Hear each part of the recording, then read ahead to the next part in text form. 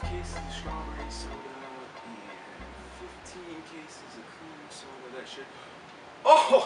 Oh, sorry, viewers. I'm busy on Durs.com right now, ordering some delicious Durs soda. It's a very convenient way to restock on your supply if you're low.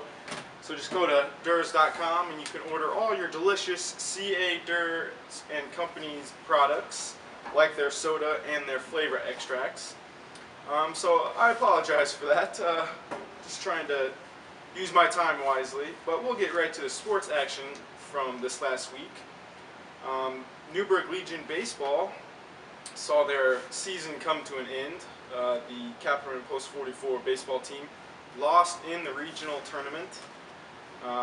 They lost their opening game 3-2 to Rockport in 10 innings.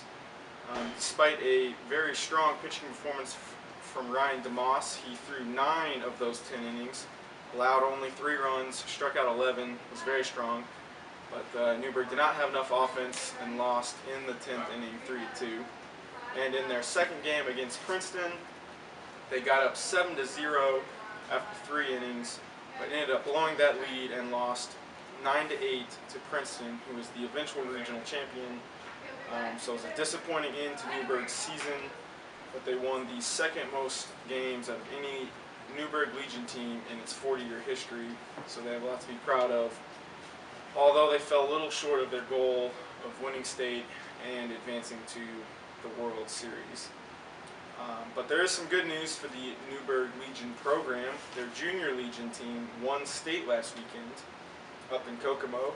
The junior Legion team, who call themselves the Horned Frogs, they lost their first game of the tournament, but then won 5 straight games to win state. They ended up beating Terre Haute twice in the championship matchup. Terre Haute's the team that beat them in the first game of the year, or the first game of the tournament. The Horned Frogs were led by Trevor Mulliken. He went 9 for 18 at the plate. It's a .500 batting average. He hit 2 home runs, had 10 RBIs, and he hit a game-tying double in one of the games. So tremendous offensive performance, and he also helped out on the mound. He came in as a relief pitcher in 2 different games, picked up 2 wins through 6 2/3 innings, and only gave up 1 run. So it's a heck of a tournament for Trevor Mulliken, and helped lead his team to a state championship. So congratulations to the Junior Legion team on a strong end to your season. And so with that, the summer sports season is essentially coming to a close, and the high school fall sports season is underway. All those seasons got started on Monday with their first practices. So a couple weeks before school, they get about 2 full weeks of just practice to get ready for the season. The soccer season starts August 11th for Castle and Boonville with the soccer jamborees. Volleyball season gets started. Tecumseh starts August 13th, Castle August 14th, Boonville August 16th. Tennis starts, there's scrimmages on the 8th, and the season starts around the 14th or the 16th. Cross country starts the 16th, and of course everyone's favorite football begins. Just like every other sport, they started practicing on Monday. They're in full pads for the first time today, full contact. So, the football teams are gearing up for the start of the season. Both Castle and Boonville have inter-squad scrimmages on Saturday.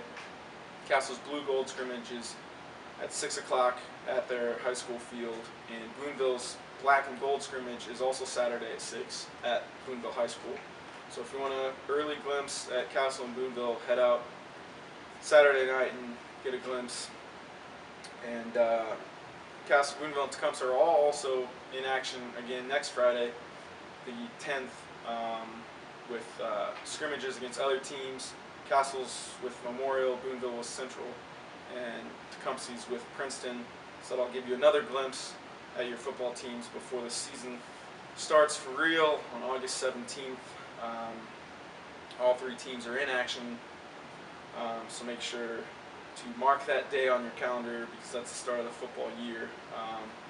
Castle should be strong again this year. Boonville returns a lot of guys, so they should also be strong. And Tecumseh did not lose a lot either. And after rebuilding last year, they should. I know they're looking forward to a strong year this year. So there's only about one more week this week here where there's not much going on, and then seasons get underway in a couple weeks. So it'll be a pretty exciting time for myself and for all you Warwick County fans. So that wraps up this edition of Sports Central. Thanks for joining me, and make sure you get out and buy some delicious Durst soda. Thanks a lot.